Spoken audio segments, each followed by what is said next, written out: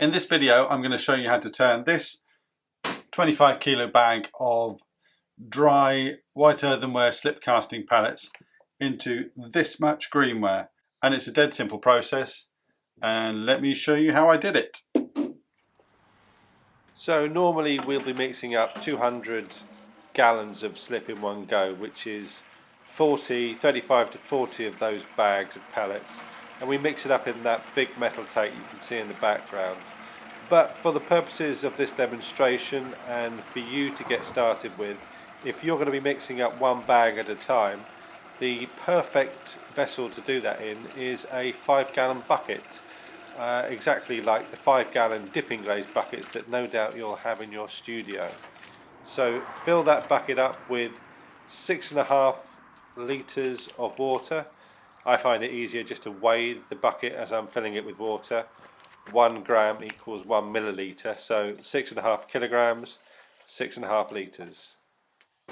Next, pour the pellets into the water, and we'll leave the pellets to absorb and soak into the water overnight. This works well for a single bag, but if you're going to be doing multiple bags in one mix, I found that it's better to get a volume of water and then add a couple of bags, get them mixing before you add more pellets to the mix. The problem is if you add a very large, heavy quantity of pellets to a volume of water, they can sit at the bottom of the tank, and you'll end up with a big slab of heavy slurry at the bottom of the tank that it's very difficult to lift with a mixer. Now on a smaller quantity like a 5-gallon container, as you can see, the next day it was very easy for me to get in there with a mixer with no deflocculant in the mix and get it moving. As you can see, this might not look very good and usable slip, but bear in mind this is just pellets and water. Just need to get it moving a bit, and then we'll add some of the magical deflocculant and it will start to look a bit more like a liquid. If you want to understand a bit more about what the deflocculant does, it's really quite clever stuff, but I made another video talking about how to mix up slip from reclaim where I go into details about what actually happens. But basically it oils the slip. It makes it more fluid without adjusting the weight. And there we are, I've just put a little bit in, and you should see now when I start mixing again that that small quantity makes a big difference to the fluidity of this mix. So I don't go adding too much in one go. I want to do it incrementally, because if you add too much it's very difficult to take out. If you don't add very much it's very easy to add more. So some of the benefits of mixing up your own casting slip are going to be that it's cheaper. You're going to be saving on the shipping for one.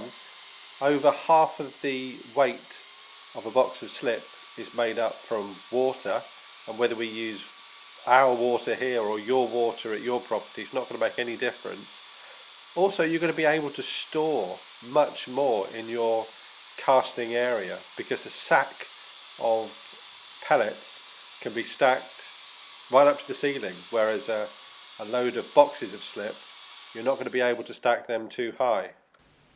Also, you don't need to worry about pellets getting old and drying out, because obviously they're dry anyway. But possibly the most important aspect of being able to produce your own casting slip is you can manufacture it to the specific gravity, the fluidity, the viscosity that is perfect for you time after time. You haven't got to rely on the manufacturer getting it right for you.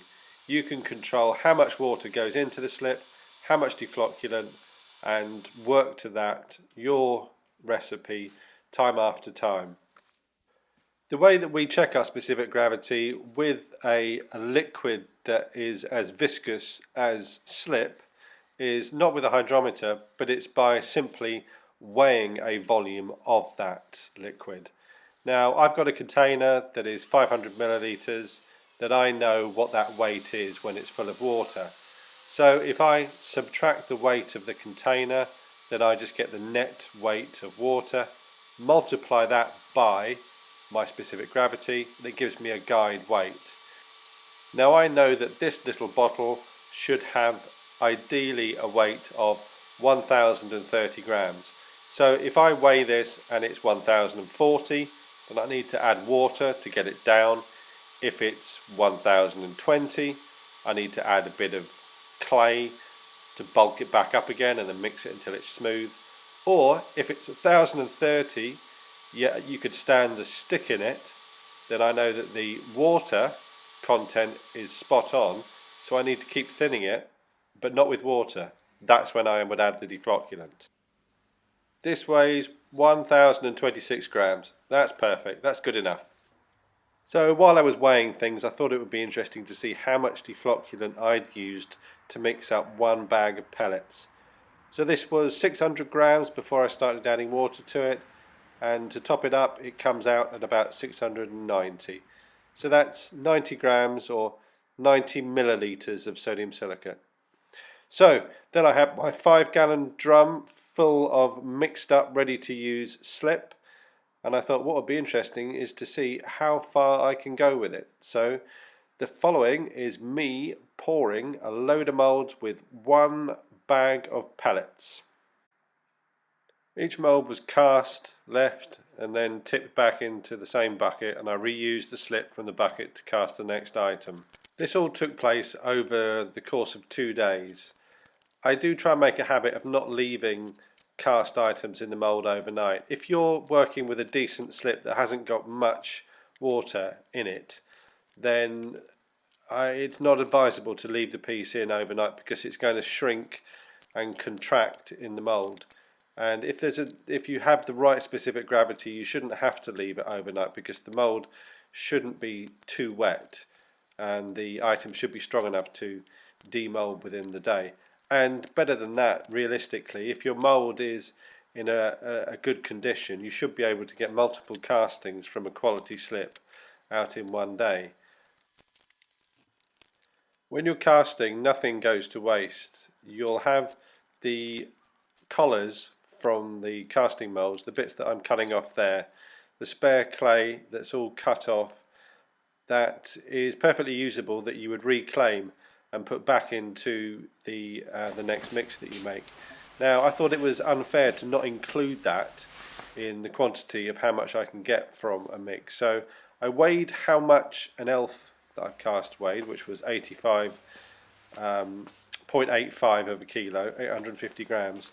And then I weighed how much scrap clay I got from all of the castings that I'd made over those 2 days. And you'll see that it's just over 2 kilos.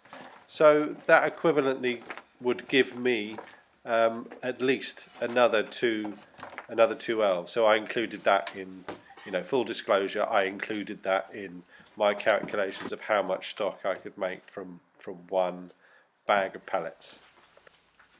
So that's it, dead simple. We keep the pellets in stock, so order your bag today.